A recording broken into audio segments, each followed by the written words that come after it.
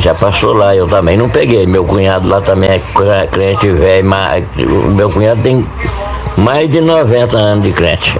E também não pegou. Ele falou, não, o voto, ele tem 91 anos. O meu cunhado lá tá vivo ainda, tá tocando na igreja e tudo. Também não pegou. Ele falou, não, os votos da gente, Pedro, tem que ser no coração. Não adianta nada você marcar nesse papelzinho e aí ele vai falar que se não der o tanto que eles achou que tem, que ia dar agora, 42 mil, se não der ele vai falar que Deus vai castigar quem não deu. Você vai ver. Os irmãos prometeu e não deu, e espera a mão do Senhor em cima, mais ou menos isso, sabe? Pro nego dar o dinheiro. Então eu não dou. Eu não peguei papel nenhum, mas eu vou dar o dinheiro. Mas não peguei o papel. Se o irmão pegou, vai ser preciso dar, porque promete para Deus uma coisa, tem que cumprir, irmão Pedro. Eu não peguei, mas eu prometi no meu coração que vou dar. Que deu na mesma, né? Ainda bem que não foi ele, o baixinho, que foi lá levar o papelzinho para mim. Que se fosse eu ia falar para ele. Que história é essa, irmão? De ter que assinar aqui, marcar aqui no papel para dar dinheiro, para poder dar o dinheiro. Não basta o pedido do coração de cada um? Por que o irmão não pede para cada um se sentir no coração de dar, que dê 100, que dê 200? Mas fala de boca. E não marcar ali, aquilo ali é para apertar o nego, para dar, sabia? O irmão assinou ali, que ele falou que deu 40 e poucos mil, né? E chegar daqui 3 meses, dá 10, dá 12 mil só, os outros não deu, você vai ver o que ele vai falar lá. Vai te falar que os negros é até covarde, vocês tratam, não cumprem, porque não sei o que, Deus vai pesar a mão sobre os irmãos. Você vai ver se caso se não der o dinheiro que ele sabe que vai entrar, sabe? É errado isso, irmão, muito errado. Na própria Bíblia diz que pra você dar as coisas, com a mão direita não vê, com a mão esquerda não vê o que você fez com a direita. Agora você tem que marcar lá que vai dar. Ah, rapaz. E ainda bem que não foi ele que falou comigo, eu não engulo essas coisas não, rapaz. Paz de Deus, irmã, é assim mesmo.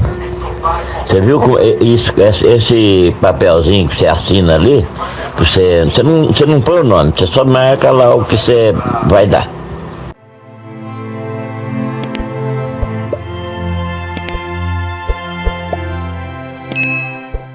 A paz de Deus e a graça do nosso Senhor Jesus.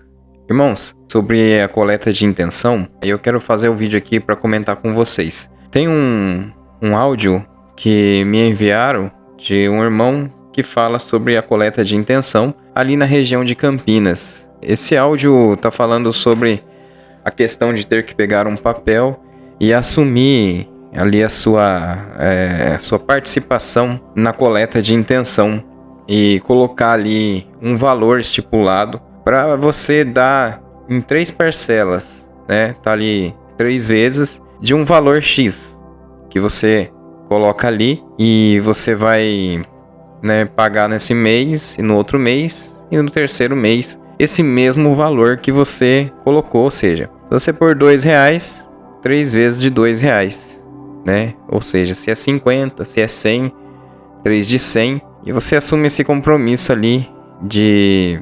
eu vou te falar assim, de parcelar uma coleta. Pode até se pensar assim, que você... Hoje eu daria hoje R$50. E aparece aquele papel, ou eu daria R$30. Aí surge aquele papel e você faz ali... eu vou fazer em 3, então. Vou colocar 10 e 10. Vocês estão entendendo? Por que funciona assim? E eu recebi aí, né? Essa questão administrativa da igreja não deveria haver críticas quando a gente olha para como funciona nas outras denominações. Aquela obrigação do dízimo, que às vezes até vai seu nome numa carteirinha lá, e eles sabem se você deu ou não. Ali, pelo que eu sei, e que foi feito em várias cidades, não se coloca o nome, né? Não se coloca o nome. E pelo que foi feito, a administração da igreja, ela consegue saber em 3 meses qual a garantia que ela tem, mais ou menos, porque alguns irmãos, pode o mês que vem ele não dá essa contribuição. Ele assumiu um compromisso ali como eu falei para vocês, seria até de um parcelamento, de um valor que ele poderia dar. Mas para que serve isso para a igreja? Ela consegue. Não vamos entrar no mérito se é errado construções ou não, se está em excesso, ou se vai tirar um pouco da obra da piedade, ou se essa contribuição não vai ser para piedade. Mas na questão de orçamento, eles conseguem saber nesse mês e no outro mês quanto mais ou menos vai entrar. Porque pegou o papel naquele culto e viram quantas pessoas assumiu com um valor X. Então se programa o gasto para comprar material para uma construção melhor com esse programa de coletas, vocês entenderam? Vamos fazer uma tal igreja, mas será que nós vai ter dinheiro para pagar? Né? Será que como que vai parar essa construção? Olha, no papelzinho aqui tem tantos irmãos que assumiram um compromisso de um valor X. Então isso aí foi criado mais ou menos para isso, a parte administrativa do valor que vai entrar. E continua sendo de livre e espontânea vontade. Se você quiser, você não pega o papel. E não tem por que uma pessoa ficar envergonhada porque não pegou, irmãos. Não tem por quê. Ou se ela quiser, ela vai pegar ali, vai pôr um valor baixo que ela pode, que ela consegue dar, igual eu falei, se seja 5, 2 reais, 10. Ué, tá estipulando lá o valor que você tem que deixar. Não, mas sim os meses que você pode contribuir. Se você não quiser, não contribui desse jeito. Nunca foi obrigado, sempre foi voluntário. Então não é uma parte a ser criticada dentro da congregação, irmãos. De tanta coisa que a gente vê por aí. Aliás, tem sistemas hoje, os canais que pedem muito mais dinheiro quase todo dia. Um dinheiro para isso ou para aquilo, pedindo Pix. Às vezes sai até mais caro do que a igreja. Sai mais caro do que onde ele estava. Às vezes ele nunca contribuiu na igreja, agora contribui.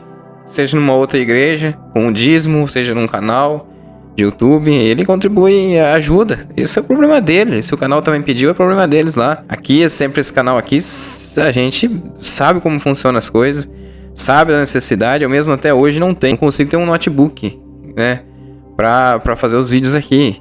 E eu poderia estar pedindo todo dia, mas não é que eu tenho vergonha de pedir, mas é porque eu acho, sei lá, eu acho chato, mas eu deveria fazer e deixar no final, como sempre estou fazendo, e deixar aí para quem pode ajudar. Mas isso é um problema da pessoa que pode ou não ajudar. Agora, nós entrarmos no mérito se a igreja está fazendo isso em vista do que como funciona as outras denominações. Porque às vezes é até para manter-se um pastor da presbiteriana de um salário de 6 mil, 7 mil que seja em cidade até pequena, e eles não conseguem nem reformar a igreja deles, mas o salário tem que estar em dia do pastor. Não tô falando que eu sou contra isso, mano.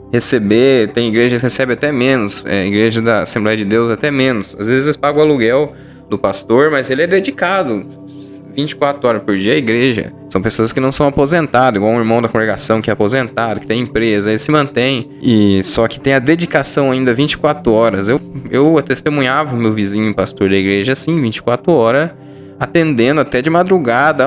Furou o pneu do cara, o carro lá estragou o motor de fulano de tal, ele ia lá ajudar. Às vezes não era nem da igreja. Então são pessoas e pessoas. Alguns dentro da congregação se dedicam muito, outros sabemos que às vezes gosta do cargo, mas ele gosta só da pastinha lá debaixo do braço, atender culto, voltar embora, né? Tanto é que tem os ensinamentos aí, ultimamente aí, Salvador Bueno, né? Falou, cobrando, né? Se a pessoa tá com o cargo ali, se ele foi colocado para aquilo, ele dá mais ênfase. Mas tem alguns que, né, faz um pouco caso ali, mas quer o púlpito para ele só. E aí, outras denominações quer o salário. Tem que estar em dia ali. E aí, tantos problemas assim, hoje a gente vai... Agora que a gente vê que está havendo corrupção, você está havendo extorsão de verdade, mas extorquindo uma coisa que você não é obrigado. Mas falou palavras ali que... Essas palavras pra mim, irmão, eu fui nascido e criado nessa igreja aí, né? Passei boa parte da minha vida que eu comecei a trabalhar na adolescência, e eu nunca me senti obrigado a dar nada. Eu sinto muito, mas eu não tenho, né? Mal tenho para minhas coisas, e ali eu nunca senti obrigado a ficar dando dinheiro todo mês. Contribuía, mas não obrigado aí, nem quantia exata. Então, eu acho que tá um pouco uma crítica desnecessária, quando o real problema, e a gente vai falar aqui sobre Bom, talvez eu vou deixar para um outro vídeo, né, que eu quero comentar com vocês sobre a questão do pecado de morte, que o irmão César Cavalcante, ele tocou nesse assunto, né, e eu achei assim interessante, porque é uma pessoa que não Ele tem tanta coisa para cuidar, audiência do canal, debates, que às vezes eu falo que é desnecessário, em alguns casos, o conflito que se demonstra ali, mas ele fez o favor, né, de comentar, e achei interessante ele comentar sobre um problema que a gente vai falar sempre aqui nesse canal, a tal da disciplina. E ele comenta ali o tempo que a pessoa fica, né, por um problema ali, disciplinado ali, na verdade excluído da igreja. Quem pregou que adultério não é pecado de morte deve se retratar perante a Irmandade e desfazer o que disse. Até hoje, ensinamentos como esse nunca foram retratados ou foram desfeitos. E eu queria ouvir um pouquinho do Kleber Paixão aí, o que ele pensa sobre essa doutrina tão maléfica. Eu vou passar aqui para o Kleber, só para atualizar o ouvinte que está acompanhando a gente agora. A CCB é a única igreja que eu entendo, que eu conheço, que eu não sei de outra, que prega de púlpito que se você adulterar, você perde a salvação. Acabou, é o pecado de morte. Antigamente a pessoa ficava disciplinada a vida inteira, sentando no último banco, não era cumprimentado. Agora algumas pessoas dizem, não, tem perdão, mas daqui 30 anos a gente conversa, a pessoa fica de disciplina tipo 30 anos e tal, e acontece, eu não vou dizer muito, mas já aconteceram algumas vezes, inclusive até hoje acontece, o suicídio, porque a pessoa fala assim, se eu perdi a salvação, por que eu vou ficar vivendo? Então a pessoa vai lá e tira a própria vida. Inclusive casais de namorados que têm relação, por exemplo... Casais de namorados que adiantaram um processo lá e caíram, e aí também é um pecado de morte. Vamos lá, Kleber, tá com você. Olha, primeiramente não tem como negar, quanto a fatos não argumentos. Realmente é eu acho que, eu penso, né, que é um erro de hermenêutica, né? Interpreta muito mal o texto bíblico, né? Por quê? Qual o pressuposto? Passou a vida inteira sem estudo bíblico, vai olhar o texto bíblico, não sabe fazer uma exegese, não sabe olhar o texto dentro do seu contexto, e pega o texto isolado e erra, e define errado. Só que a definição, aquilo que você falou, usou a palavra certa, foi maléfica, ou seja, prejudicou muitas almas, chegando ao extremo de depressão profunda, e aquilo que eu falei para você, reconhecer que teve almas que foram prejudicadas. Isso é uma coisa que a gente tem que colocar em voga. Isso é uma necessidade, isso é um caos necessário de falar na igreja, e não questões administrativas, né? Aí essas regionais, se elas forçou alguém ali, mas tá fazendo, é diferente do ensinado na igreja. Não tá ensinando a ficar forçando psicologicamente, um coleta, o que ela vai te promover ou não, se você der ou não. Então agora, o problema real e grave tá aí, irmãos. Ele existe, mas é o que tem que ser cobrado. Esse é o verdadeiro problema a ser cobrado da igreja, né? Tira a liberdade desse daqui e daquele ali, não. De fulano de tal, não. Porque é parente. Porque tem um dinheiro a mais aí na cidade, aí o pai dele. E aí fica esse povo, não sei como que eles vão prestar conta dessas almas, irmãos. E aí é o que realmente a gente fala aqui. Tem regional que não é assim? Claro que tem. Só que as que são assim, tem até os seus que gostam disso, né? Porque o ancião é desse jeito. E eles vêm até aqui no canal também comentar como se tivesse tudo certo. Que tem que ser assim mesmo, porque eles estão lá nesse lugar que deve ser terrível, né? Nessa regional deve ser terrível. Porque existe muita diferença. Então, o tal do pastor, que na verdade, né, o dom que eles deveriam ter de pastor é diferente em regional da congregação. Aí fica ali isento, o Braz muitas das vezes não quer se indispor com essa regional. E eu não sei como que fica, irmão. Como que eles... Por quê? Eles lá têm tudo na mão pra resolver isso, né? Esses irmãos aí que eles agem no pessoal. Eu não gosto, não vou com a cara desse aqui, eu vou deixar 20 anos aí em disciplina. Esse aqui eu nem vou voltar mais. Vou enrolar, né? Falar que é uns 30 anos aí. E aí ele fica olhando, ele olha... Eles colocam como se fosse por comportamento, mas na verdade é uma análise do coração deles. Enganoso como sempre, né? Como a Bíblia fala, que o coração é enganoso. Então ele deduz o tempo que esse deve ficar em disciplina. E esse é o problema grave, irmão. Mas nós estamos aí no canal. Esse é o ponto que a gente vai bater sempre. As outras questões a gente vai, quando é uma questão que louvável, a gente vai defender sempre. Como a gente fala aqui, essas coletas que muitas vezes nunca foi forçado ninguém a fazer nada, né?